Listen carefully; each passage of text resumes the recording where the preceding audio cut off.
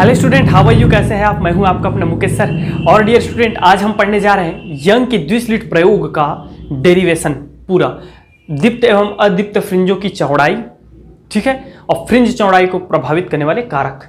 और इससे आते हैं most IMP numericals question and most IMP derivation है। तो पूरा देखेंगे, ठीक है, सब धैर्य रखेंगे, पूरा डेरिवेशन है डियर, ठीक है। बहुत अच्छे से समझाते हैं क्या चीज़ है। तो इसके लिए सबसे पहले जो यंग ने जो हमारा प्रयोग किया था उसका हमको एक छोटा सा चित्र बनाना पड़ेगा, जो इसकी प्राण और आत्मा है। कैसे बनाना पड़ेगा ये देखिए, आपको बनाने का तरीका भी हम सिखा देते हैं। सिंपली आपको क्या करना है, 3 लाइन खींचना है, ठीक है, 3 इस प्रकार से लाइन खींच देना है। फर्स्ट में एक बीच में मध्य में ये है मेरा स्लिट S1, ठीक है। इसे एक समान दूरी पर यहाँ और यहाँ मैं एक काम करता हूँ, S1 S2 दो संकीर्ण स्लिट है, और यह है हमारा पर्दा XY, ठीक है डियर। पूरा वर्णन करेंगे, टेंशन ना ले, ठीक है। मैं पहले बना लेता हूँ, उसके बाद पूरा वर्णन करके आपको बताता हूँ कि कौन क्या है, ठीक है।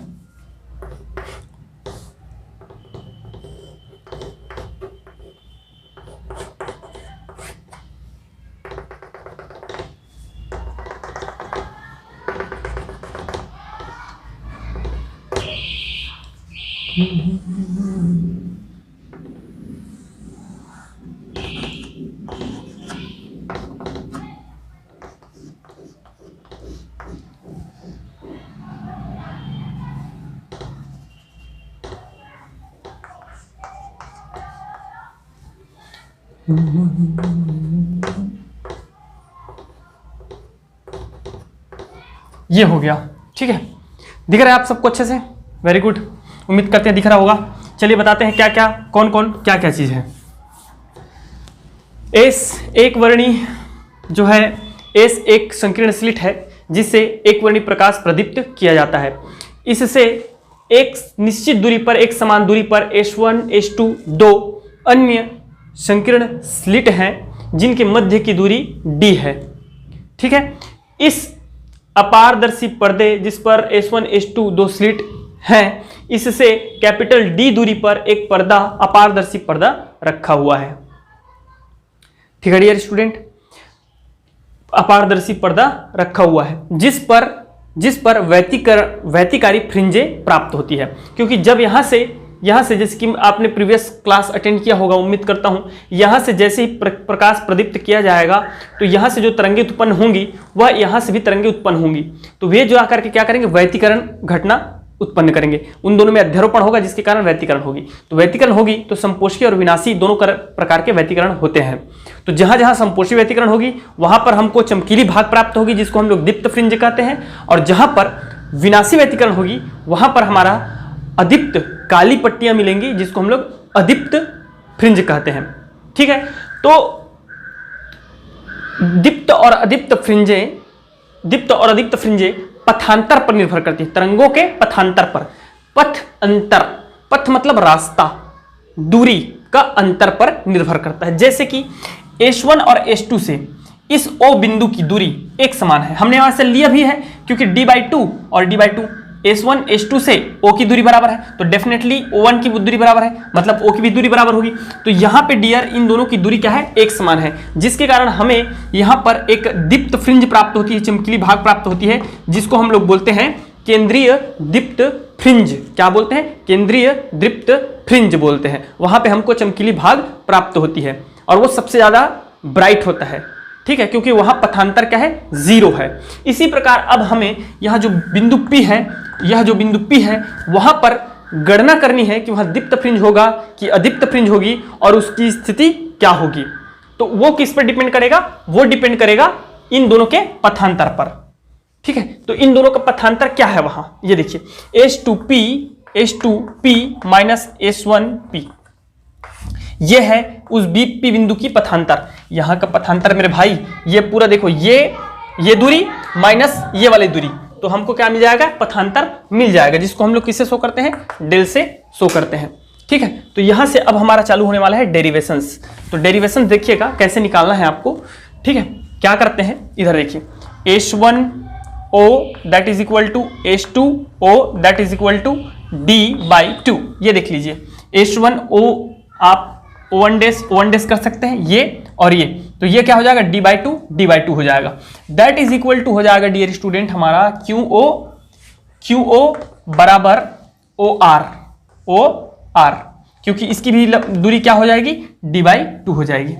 इतना चीज क्लियर है। इसी प्रकार हम और लिख सकते हैं क्या चीज, ये देखिए S1Q that is equal to, आप सबको दिख रहा होगा उम्मीद करता हूं, ज्यादा ऊपर हो गया क्या, देख लीजिएगा वहां मैं बता रहा हूं। S1Q बराबर हो जाएगा हम लोग का H2R that is equal to हो जाएगा क्या D, ये और O इसको भी कर सकते हैं OO1, सब क्या है D के इक्वल होंगे। अब देखते हैं क्या चीज, इधर देखिएगा ध्यान से सब लोग देखते जाइएगा। मुझे PQ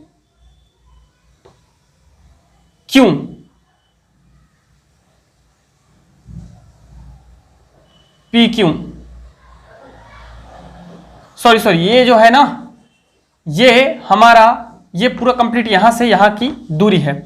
O से X दूरी पर हम क्या करेंगे, दीप्त या अदीप्त फ्रिंजों की स्थिति पता करेंगे, ठीक है।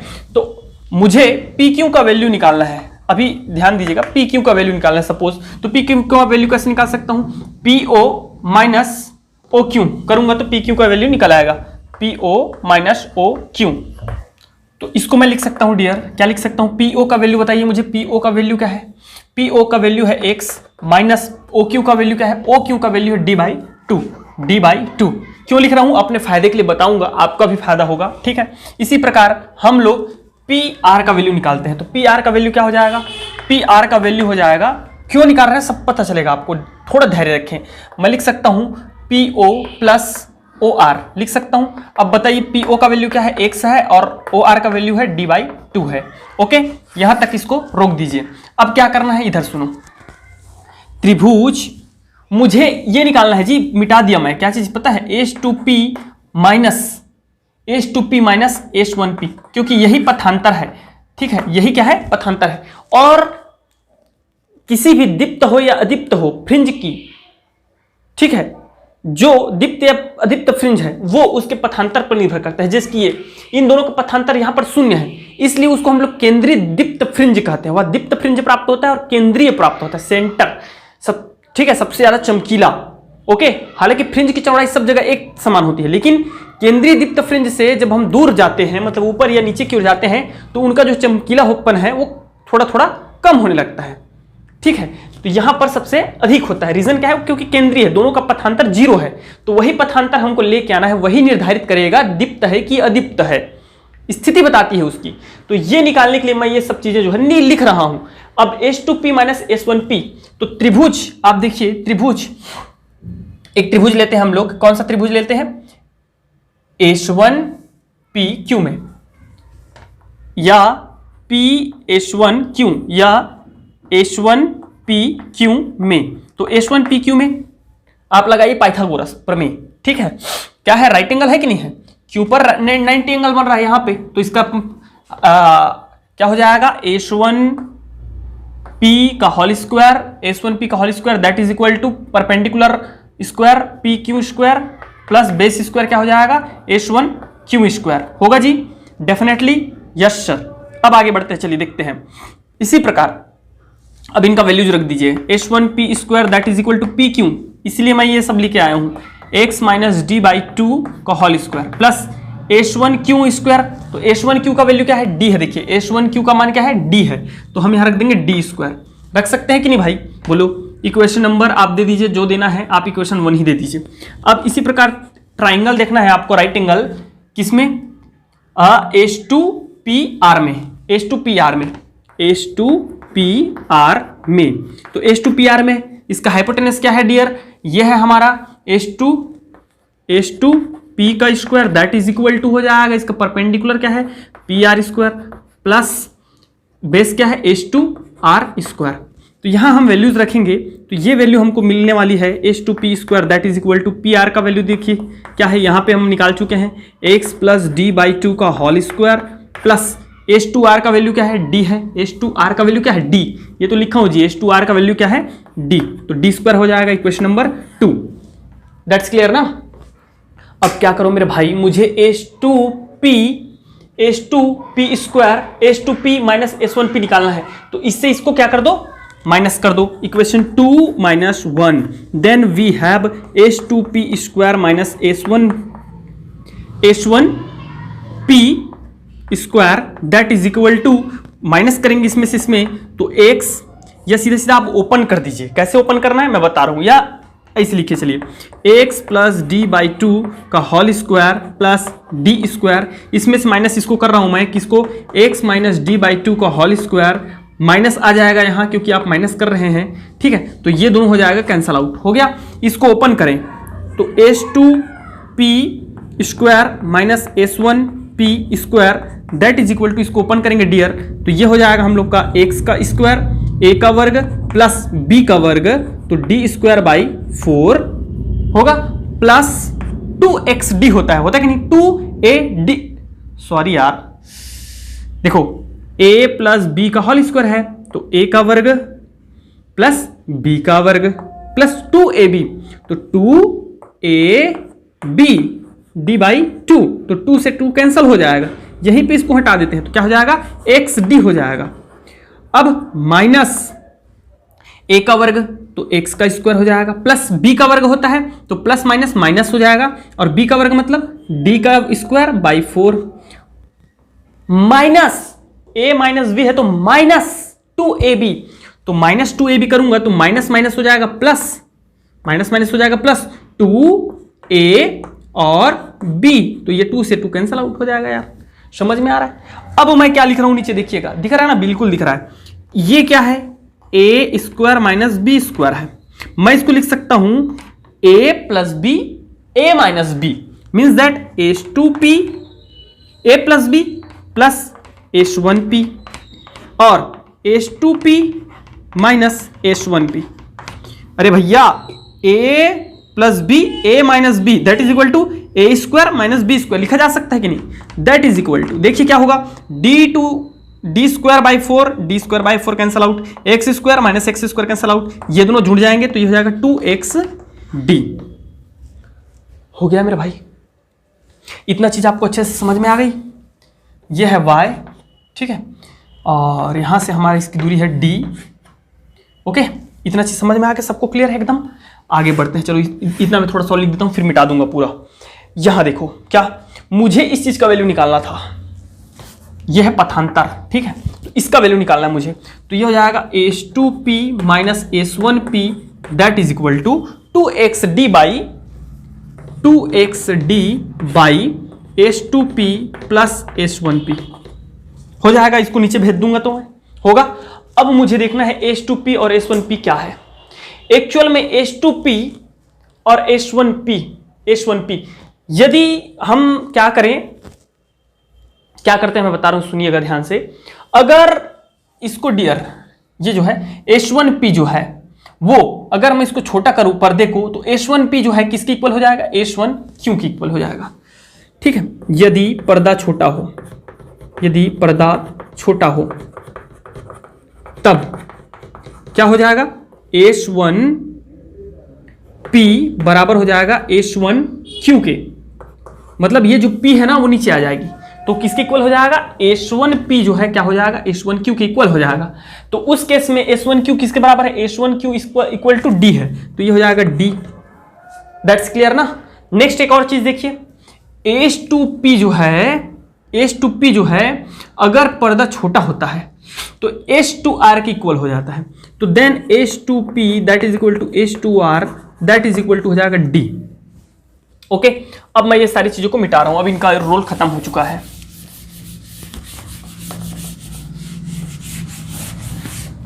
तो यहां से अब देखिए, यहां से हमको क्या मिल रहा है, ये देखो आप क्या चीज, इन वैल्यूज को यहां पे पुट कर दीजिए, तो मुझे मिल जा रहा है H2P minus H1P that is equal to H2P minus H1P that is equal to हमारा हो जाएगा 2xd डिवाइडेड बाई 2d। भाई इसके जगह में d रखोगे, इसके जगह में d रखोगे, ये देखो ना, तो क्या हो जाएगा 2d। तो 2 से 2 कैंसल आउट हो गया। तो इस प्रकार H2P minus S1P that is equal to हो जाएगा XD/D। तो ये है पथांतर। क्या निकल गया? पथांतर। इसको हम ऐसा भी लिखते हैं, del that is equal to XD/D, पथांतर हो गया। लेकिन यहां काम खत्म नहीं होता है, यहां तो प्रारंभ होता है, यहीं से प्रारंभ होता है। देखिए दीप्त फ्रिंज हेतु यदि वो दीप्त फ्रिंज होगा, यदि उस P बिंदु पर हमको दीप्त फ्रिंज मिल रहा है, मान लो चमकीली है, तब की स्थिति में दीप्त फ्रिंज हेतु हम सब जानते हैं कि दीप्त फ्रिंज हेतु पथांतर कलांतर का λ/2 का समगुणज होता है। क्या होता है? समगुणज होता है।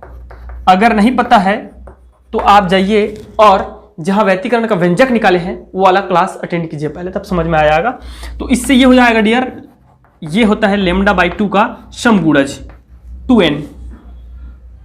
ठीक है, पथांतर जो है λ/2 का समगुणज होता है। कालांतर को सॉरी यहां पे मिटाते हैं हम, पथांतर λ/2 का क्या होता है? समगुणज होता है। तो इस प्रकार आप जब यहां पे रखोगे पथांतर का वैल्यू क्या रख देंगे? XD/D, डेल्टा का मान यही है ना, तो दैट इज इक्वल टू हो जाएगा हम लोगों का λ/2 इंटू 2n। ओके, यहां से 2 से 2 कैंसल आउट कर दीजिए। x का मान मुझे निकालना है, तो x का मान क्या हो जाएगा? इसको इधर भेज दीजिए, λND/d।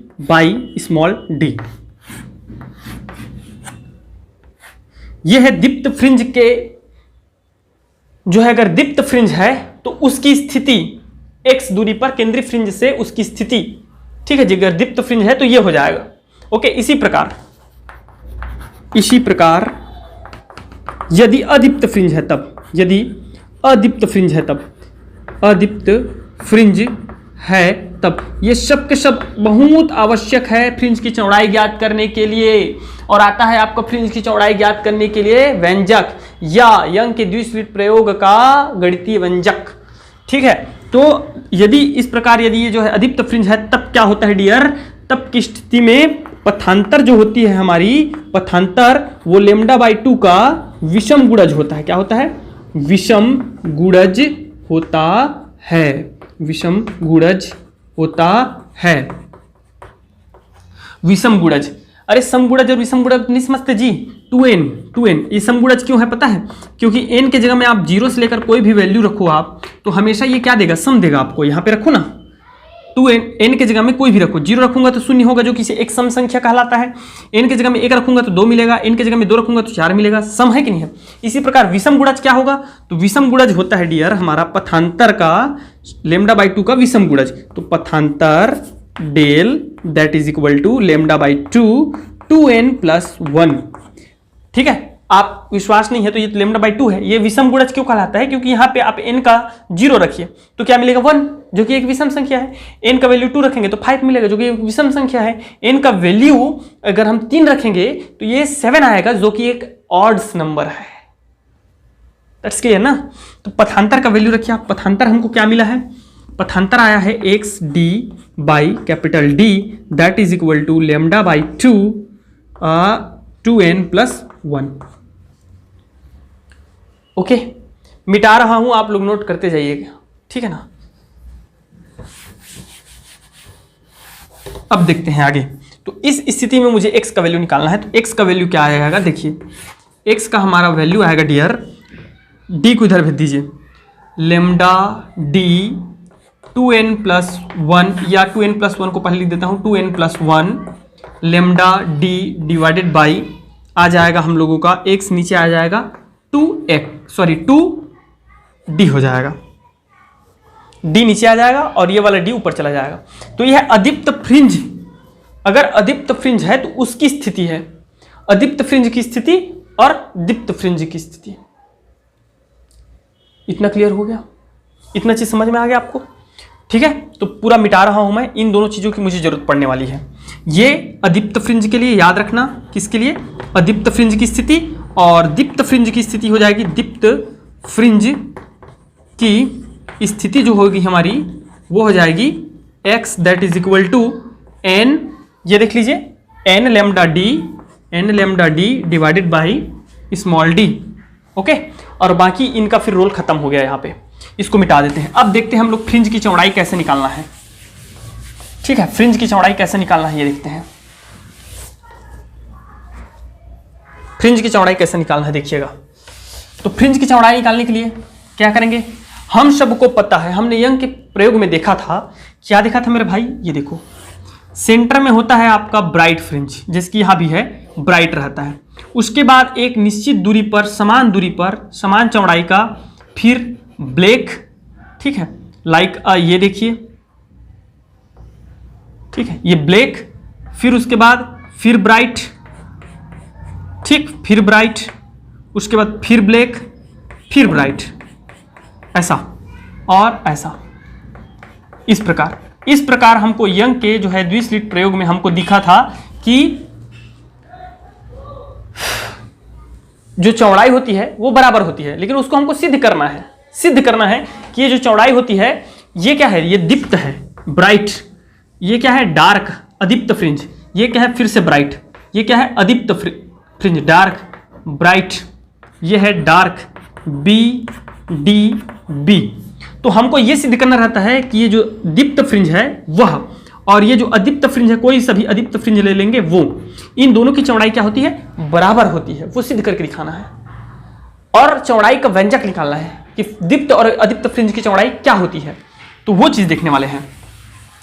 ठीक है, तो हम सबको पता चल गया कि अगर मुझे किसी भी दीप्त फ्रिंज की चौड़ाई ज्ञात करनी है तो वह दो अदीप्त फ्रिंजों के बीच में है, और अदीप्त फ्रिंज की चौड़ाई ज्ञात करनी है तो वह दो दीप्त फ्रिंजों के बीच में है। ठीक है, तो इधर देखेंगे, चलिए दीप्त फ्रिंज की चौड़ाई,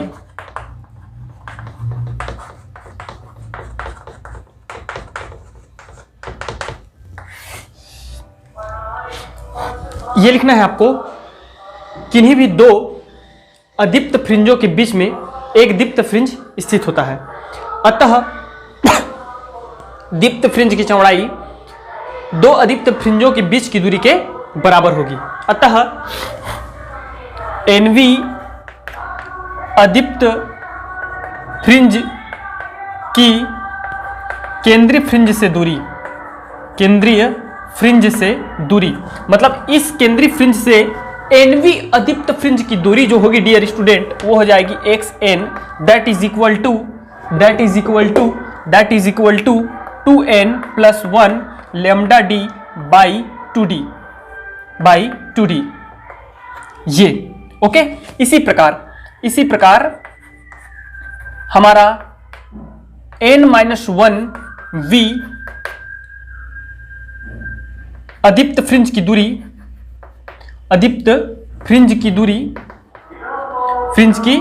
कहां से, केंद्रीय फ्रिंज से ना, मैं क्या बताया आपको अरे मेरे भाई, मान लो यहां तीसरे नंबर का क्या है, अदीप्त फ्रिंज है, तीसरे नंबर का अदीप्त फ्रिंज है, ठीक है, और ये कौन सा नंबर का है, दूसरे नंबर का अदीप्त फ्रिंज है, दूसरे नंबर का अदीप्त फ्रिंज है, ठीक है, और एक केंद्रीय फ्रिंज है,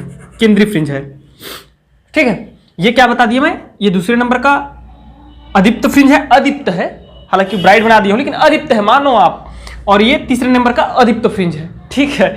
तो मुझे यदि इस फ्रिंज की चौड़ाई ज्ञात करनी है, मान लो ये दीप्त फ्रिंज है, इसकी चौड़ाई ज्ञात करनी है, तो मैं क्या करूंगा, इस फ्रिंज में से इस फ्रिंज को घटा दूंगा, तो वही तो मैं कर रहा हूं, NV फ्रिंज में से मैं क्या कर दूंगा, n-1v अदीप्त फ्रिंज की दूरी निकाल करके उसको घटा दूंगा, ठीक है। तो n-1v अदीप्त फ्रिंज क्या होगा, xn-1 v that is equal to 2n-1 कर दीजिएगा lambda D divided by 2d।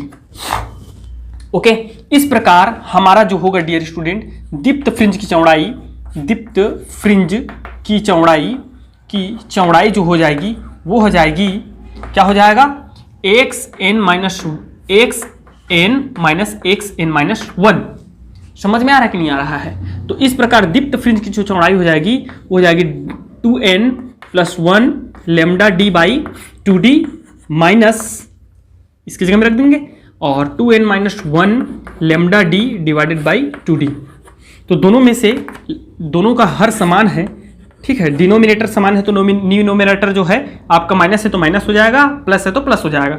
दोनों में से लेमडा डी को बाहर निकाल दीजिए, अंदर बच जाएगा 2n + 1 और माइनस 2n और माइनस माइनस हो जाएगा प्लस 1। तो ये हो जाएगा हम लोग का कैंसल आउट और 1 हो जाएगा 2, ठीक है, 2 lambda D divided by 2d, then they are cancelled and we have a lambda D by D. ये क्या है? दीप्त फ्रिंज की चौड़ाई है। और सपोज करते हैं दीप्त फ्रिंज की चौड़ाई को हम लोग शो कर देते हैं बीटा, या बी से शो कर दो।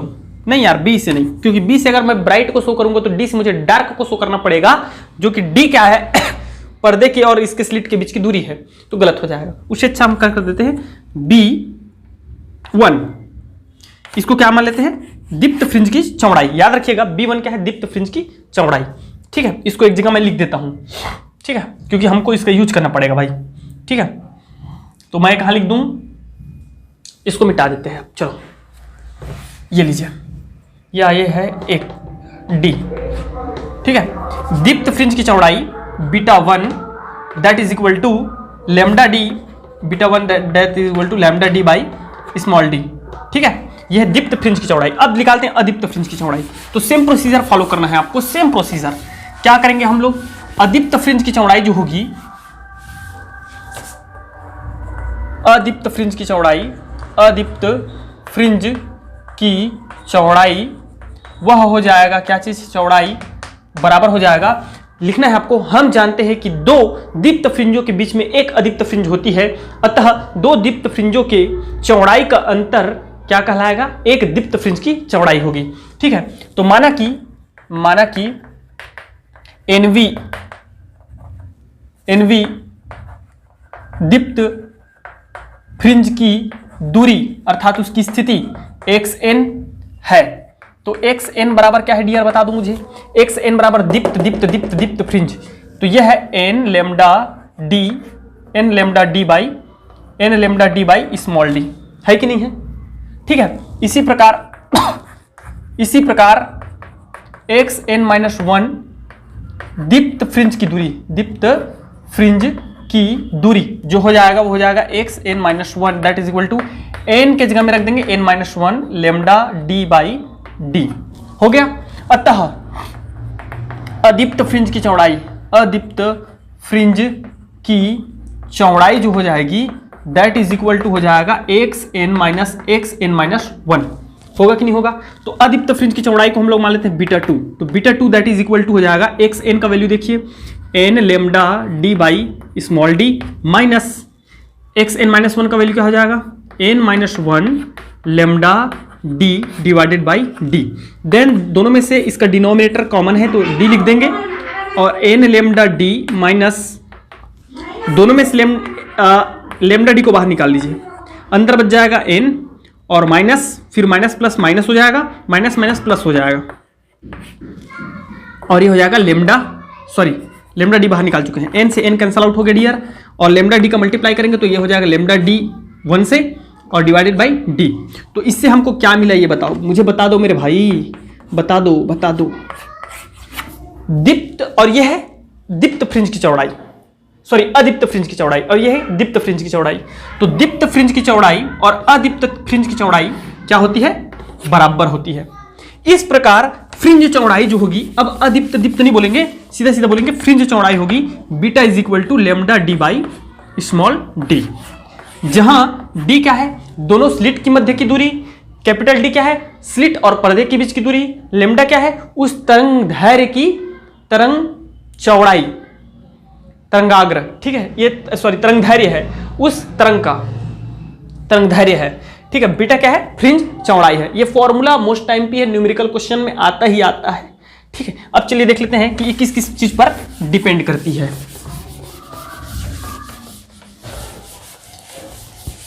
ओके डियर, इतना समझ में आ गया। अब देखते हैं फ्रिंज चौड़ाई को प्रभावित करने वाले कारक। तो beta is equal to lambda D by small D. ठीक है, तो इसमें क्या करना है आपको देखना, फर्स्ट आप थ्योरी भी लिखेंगे, मैं सीधा सीधा लिख रहा हूं, beta is proportional to lambda.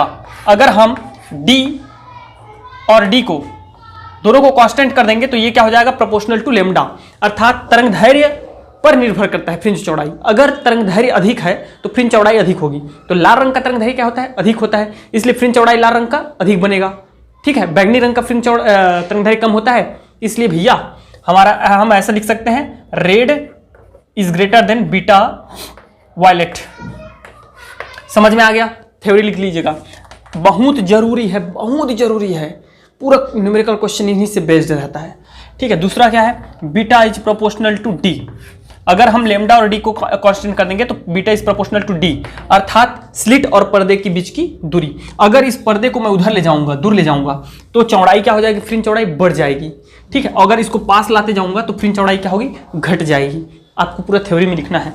Third है हमारा, beta is indirectly proportional to inversely proportional to small D, means that स्लिटों की बीच की दूरी। अगर स्लिटों की बीच की दूरी बढ़ा दूंगा तो इसको मान बढ़ा दूंगा तो मेरा फ्रिंज चौड़ाई क्या हो जाएगी? कम हो जाएगी।